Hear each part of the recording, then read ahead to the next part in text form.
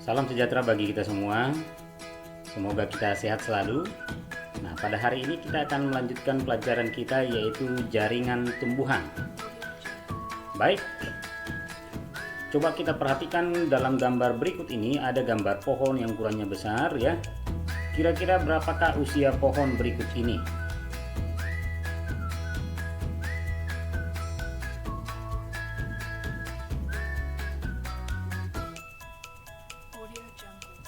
Nah, kita lihat di sini ada manusia yang berukuran jauh tuh lebih kecil ya.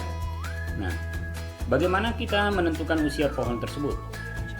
Nah, untuk menentukan usia pohon tersebut, kita bisa menggunakan metode yang dikenal dengan dendrokronologi ya. Salah satu cara mengetahui usia tumbuhan dengan memotong batangnya dan menghitung jumlah garis lingkaran pada kayu tersebut.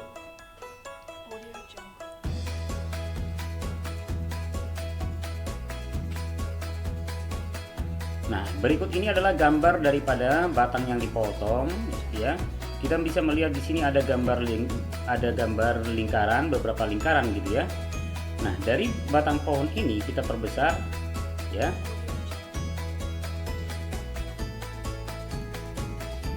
Sehingga kita bisa menemukan ada jenis jaringan kayu. Kalau yang ini disebut dengan kulit kayu, lalu di dalamnya ada jaringan kayu ya.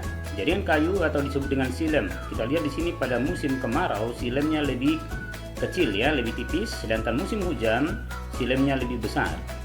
Ya, karena ketika musim kemarau air sedikit, kita tahu bahwa silem itu mengangkut air dan mineral ya. Nah, dari gambar ini kita bisa menghitung berapakah lingkarannya, ada 24 ya. Berarti ada usianya 24 tahun. Kemudian jaringan tumbuhan itu tidak hanya jaringan kayu saja ya, bahwa jaringan tumbuhan dapat dibedakan atas jaringan meristem dan jaringan dewasa. Nah, jaringan meristem berdasarkan letaknya dapat dibedakan atas meristem apikal yang berada di ujung batang dan akar, menyebabkan pertumbuhan primer yaitu pemanjangan batang dan akar. Meristem interkalar ada di ruas. Kemudian meristem lateral di sisi batang yang mengakibatkan pertambahan diameter batang disebutlah pertumbuhan sekunder.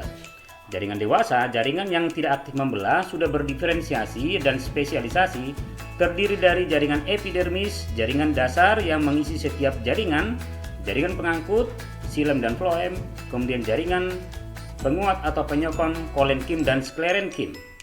Nah, jaringan dewasa berbeda dengan jaringan meristem karena tadi yang pertama bahwa jaringan dewasa bersifat permanen, berdiferensiasi dan spesialisasi. Sedangkan jaringan meristem dia aktif membelah dan belum berdiferensiasi dan spesialisasi. Diferensiasi sel perubahan bentuk sel sesuai dengan fungsinya. Jaringan epidermis sebagai pelindung, kita bisa melihat di sini pertama adalah jaringan epidermis sebagai pelindung yang memiliki ciri-ciri tidak ada ruang antar sel. Tidak ada ruang antar sel, tidak berklorofil. Ya. Dinding selnya dari susun pektin dan lignin serta kutikula, lapisan lilin ya. Modifikasi dari epidermis yang pertama membentuk namanya stomata. Stomata digunakan untuk transpirasi pertukaran gas, antara lain gas CO2 yang masuk melalui mulut daun dan oksigen keluar dari daun ya.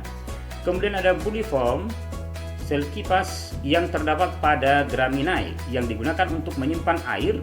Maka kita bisa melihat pada saat cuaca yang panas, rumput-rumput itu menggulung karena ada buliform. Kemudian ada filamen yang digunakan untuk menyimpan air pada akar anggrek, sehingga anggrek itu bisa hidup walaupun dia menggantung pada pohon gitu ya. Spina untuk proteksi pada bunga mawar. Ya, emergensia kita bisa melihat pada rambutan ya. Emergensia merupakan tonjolan dari epidermis, sedangkan spina tonjolan dari bagian dalam yaitu silinder pusatnya. Nah, inilah bentuk buliform dan filamen. Kemudian ini adalah spina yang digunakan untuk melindungi tumbuhan dari predator, contohnya pada bunga mawar.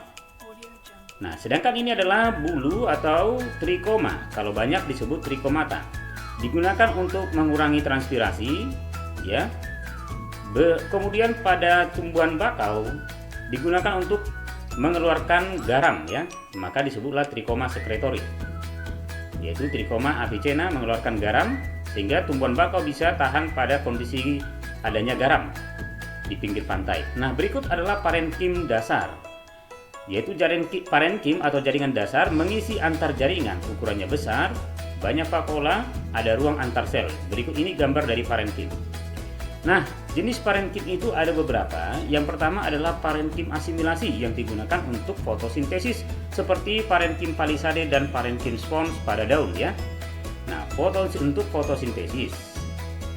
Kemudian parenkim udara atau aerenkim yang digunakan untuk menyimpan udara, misalnya pada eceng gondok. Maka eceng gondok ini bisa mengapung di atas air. Lalu ada parenkim penimbun makanan, ya, parenkim penimbun makanan, dan ada namanya juga klorenkim, adalah bagian tumbuhan yang mengandung klorenkim selain di daun. Nah, sampai di sini demikianlah pelajaran kita pada hari ini. Kita akan melanjutkan topik ini nantinya, yaitu jaringan pengangkut, penguat, dan jaringan meristem pada pertemuan berikutnya. Sampai di sini, salam sehat.